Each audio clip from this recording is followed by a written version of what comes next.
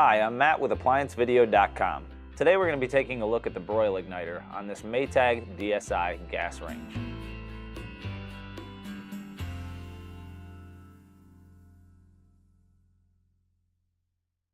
Stop.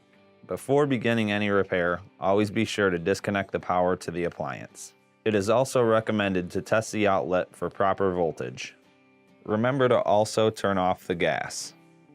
A defective broil igniter will typically cause intermittent ignition of the broiler. It could also cause no broil at all. To begin this repair, we must first click on the link below to view this repair video.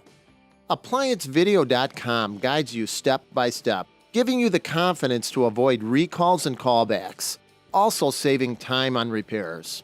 Whether you're up against an uncommon repair or the latest appliance on the market, our videos have been created with you in mind. Our growing library of videos have been produced using our factory-certified technicians who have extensive infield experience over the past 30 years. ApplianceVideo.com provides high-quality repair videos that anyone can follow, regardless of their skill level. We are here to help. Click on the link below to view this repair video, and let us help you do it right the first time.